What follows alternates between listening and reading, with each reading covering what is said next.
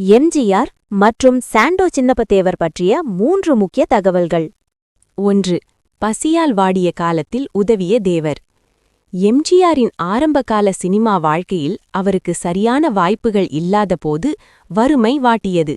ஒருமுறை வீட்டில் சமைக்க அரிசி கூட இல்லாத நிலையில் எம்ஜிஆரின் தாயார் சத்யா அம்மாள் வாசலில் காத்திருந்தார். அப்போது அங்கு வந்த தேவர் நிலைமையை புரிந்து கொண்டு தன் வீட்டிற்குச் சென்று தன் தாய்க்குத் தெரியாமல் தன் வேட்டிப்பையில் அரிசியை அள்ளி வந்து சத்யா அம்மாவிடம் கொடுத்தாராம். இதை கேள்விப்பட்ட எம்ஜிஆர் கண் கலங்கி தேவரை தழுவிக்கொண்டார். 2. சாண்டோ பட்டம் வந்த கதை. சின்னப்பதேவர் ஒரு மிகச்சிறந்த உடற்பயிற்சியாளர் மற்றும் மல்யுத்த வீரர். நவீன உடற்பயிற்சியின் தந்தை என்று அழைக்கப்படும் யூஜின் சாண்டோ என்பவரின் நினைவாகவே அவருக்கு சாண்டோ என்ற பட்டம் வழங்கப்பட்டது.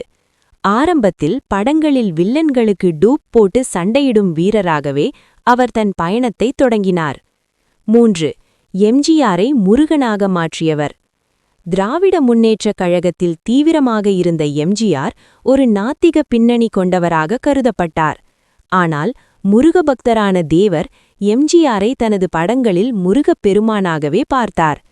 தர்மம் தலைகாக்கும் படத்தில் எம்ஜிஆரை ஒரு ஆன்மீக கருத்துள்ள கதாபாத்திரத்தில் நடிக்க வைத்து அவரை மக்களிடையே ஒரு புண்ணியவானாக காட்டியதில் தேவருக்கு பெரும் பங்கு உண்டு.